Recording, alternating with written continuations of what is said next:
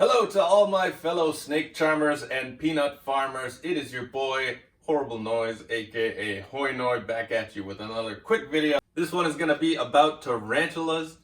Specifically, I caught my juvenile bird-eating tarantula, which is called a Lasiadora parabayana, in mid-molt. So it's growing rapidly. It's a young stunner, up-and-comer, and it basically sheds its exoskeleton in order to grow, the same way reptiles shed their skin, but a little more hardcore because it's all at once and it basically is them shedding their whole skeleton, which is definitely pretty cool. I noticed this was happening midway through and I set up a quick time lapse. Normally you want to leave your tarantula alone to molt because it feels very vulnerable during this time. When it comes out, it's actually soft and malleable and could easily be munched up by a predator that it might otherwise be able to defend itself against. However, I thought it was worth doing because I like to show things on this channel that educate people about animals and the pets that they might keep. Also, I was extremely gentle, and as far as I can tell, the tarantula holds no ill will against me. So without further ado, let's get into it.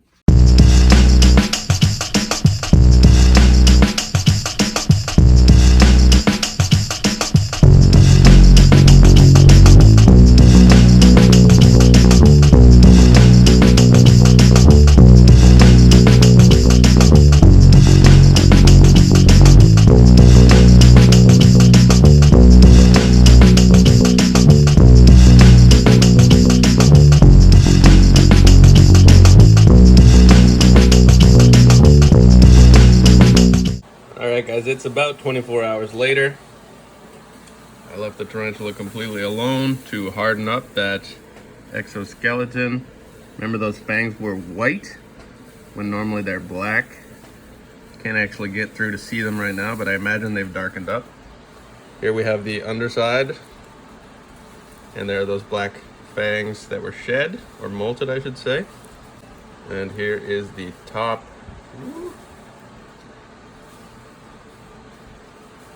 The top of the two segments. Pretty cool. And we can actually take this now that we have it and use it to discover the sex of my spider here. So we might do that.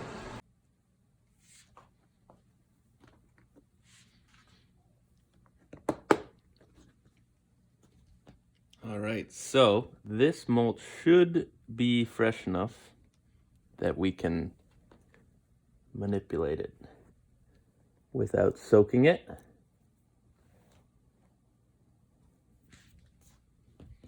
Thank you, my dear.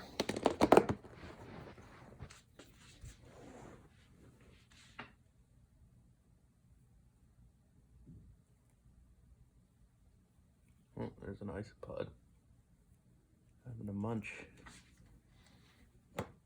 Put him back.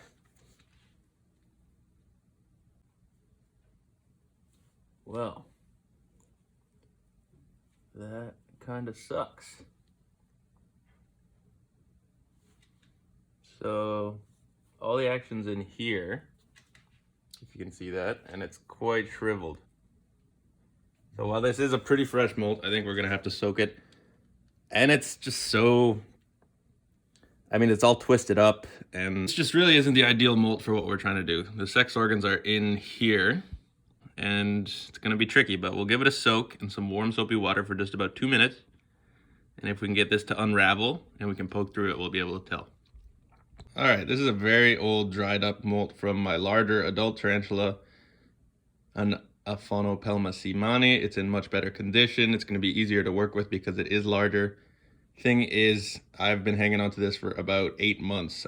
I just haven't gotten around to doing all this poking around and soaking it in warm water and what have you, but we might as well get them all done at once. All right, here we got our soapy tarantula bath, which is pretty gross.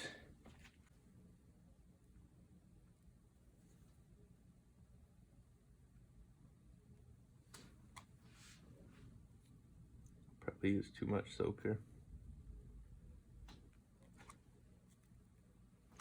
That's part of the front end.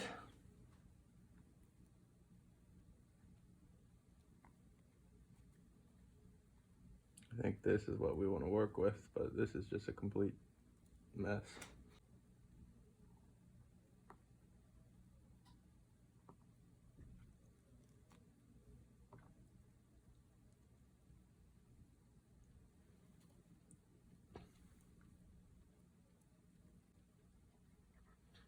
Okay, well, if you do this at home, definitely use less soap than I did.